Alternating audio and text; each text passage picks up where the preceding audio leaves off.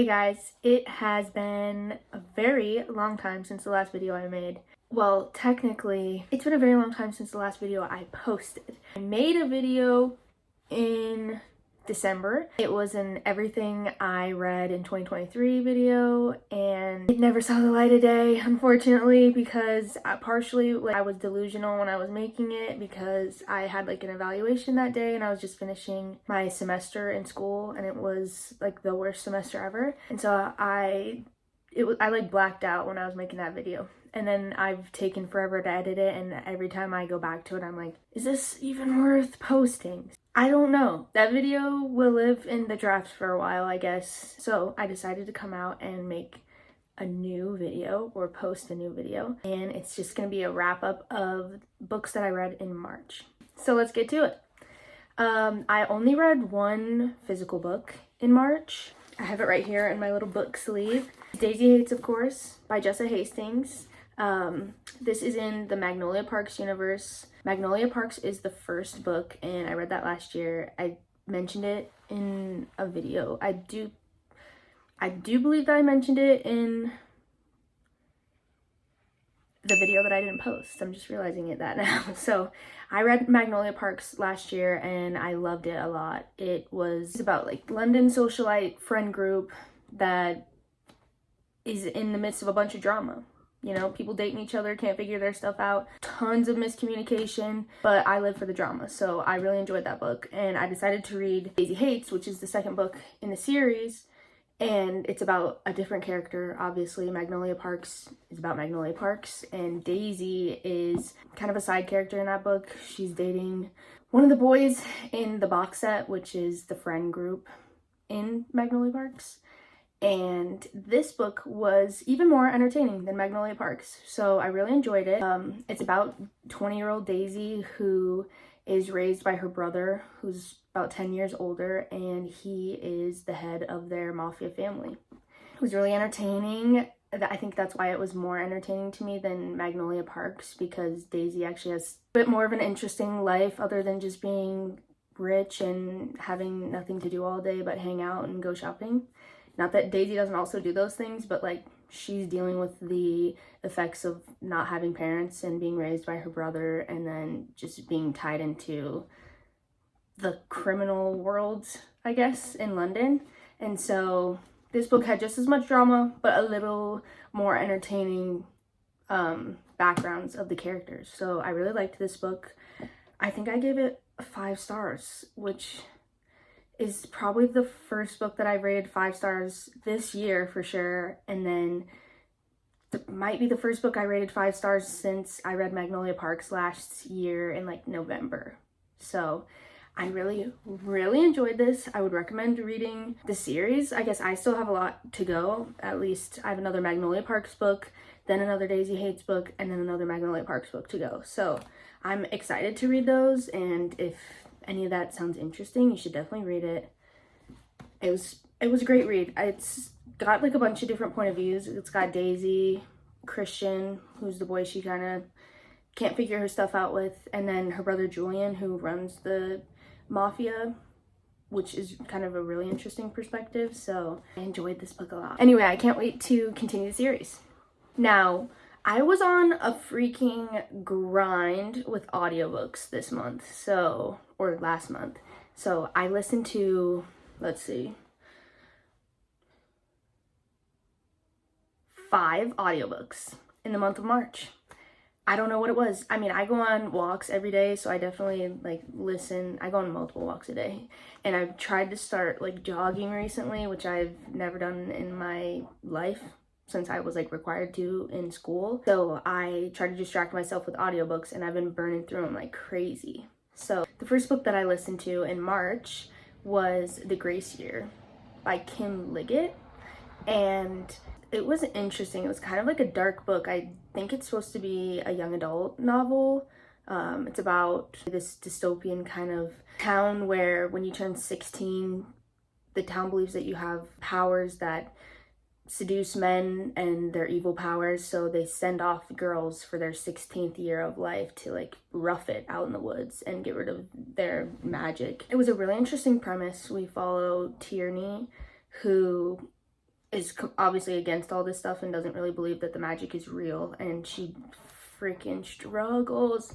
She struggles to survive. I mean, the girls start getting very like crucible with each other, and then they have like poachers outside of where the girls are sent off to that kind of like wait to either kill them or wait till they die to like sell their body parts, which is even crazier. That this, I think, is young adult. I swear it's a young adult book, but it was a really interesting premise and I enjoyed it. There was like one insufferable character who is supposed to be like that, so she's written really well, but it was a little hard to get through sometimes just because you can only take so much from a terrible character.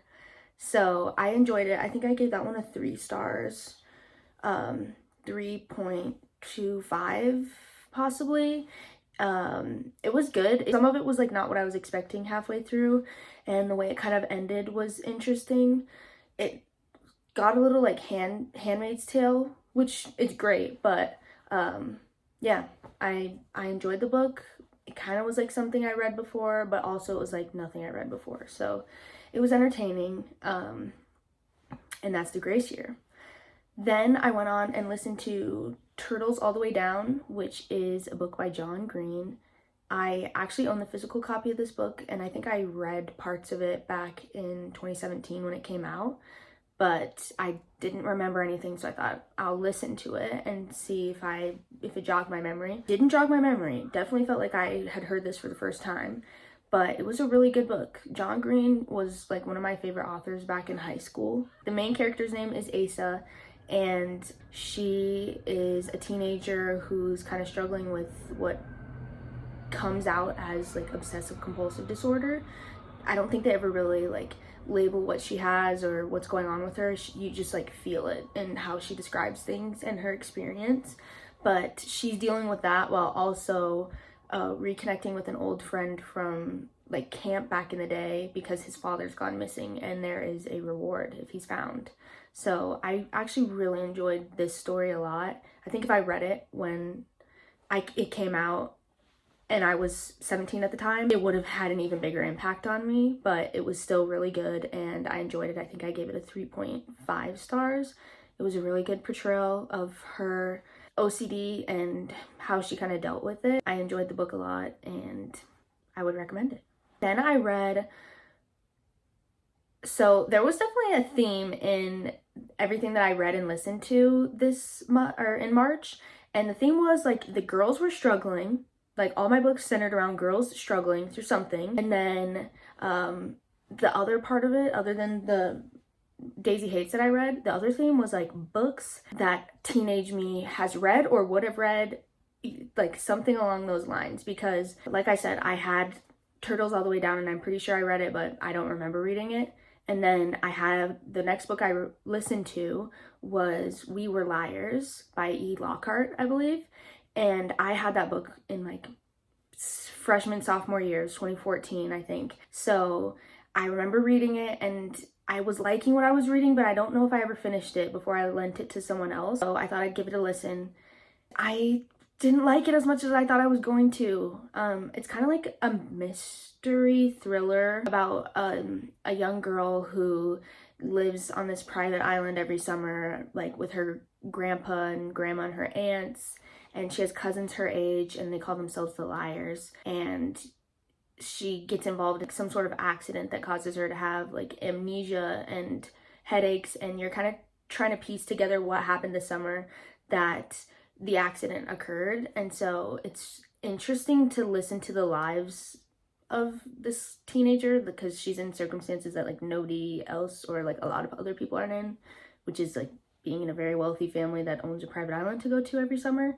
But the ending kind of fell flat for me. Like the twist and everything that happened just didn't have as much, I guess I was looking for something more than what it gave. So like I didn't get a clear idea of why they called her and her cousins the Liars. Maybe that's just me thing and I just didn't retain anything, or I didn't get a good enough sense of what that was all about. But it was still entertaining. I think I gave it 3 stars. I thought it was just an okay book. I don't know if I would recommend it. I guess if you want to check it out, go ahead. Like, it's interesting writing, but the story was just okay. Teenage me possibly would have liked it, but I don't know. Then I moved on to some books that I definitely did read in late middle school, early high school. It's part of the Hush Hush series.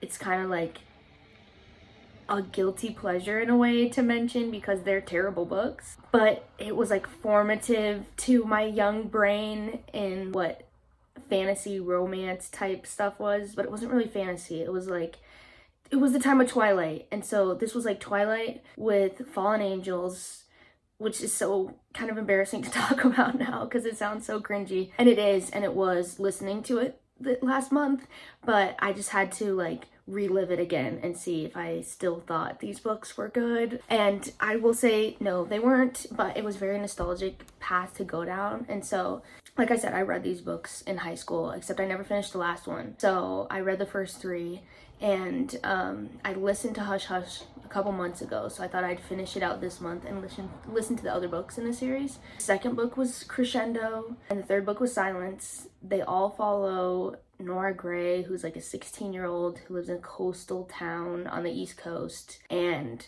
she's got this like mysterious bad boy at school that she wants to know more about, and it turns out that he's a fallen angel and kind of like ropes her into this world of fallen angels and half human, half angels. There's like so much drama for a 16-year-old, but not drama that's interesting, drama that's like, this is implausible. But it's still, you know, fun enough that I'm like, okay, I will suspend my disbelief and buy into the story. And so that's what I did with both of those books. Those are like the premise. They're second and third books in the series, so I don't want to get too much into it because then we'd be spoiling what happens in the first book. But I listened to Crescendo and Silence. I think I gave both of them 2.5 stars, maybe 2 stars, because just the writing is not great, the plot holes are many, and they were still entertaining enough to keep me going. So I at least appreciated them for that. They will have to live in the nostalgia of my brain now, and I can't consider them like good reads, I guess. I'm pretty sure that is everything that I read and listened to, because I did mostly listening last month in March. If you guys want me to post my whole video of everything that I read in 2023, I can totally do that if anyone wants me to. And then hopefully I'll post something next month. I'm hoping to I have a little bit more time on my hands now with school kind of slowing down before I graduate, and so I'm hoping to make some different type of videos, maybe like reading vlogs or something like that. So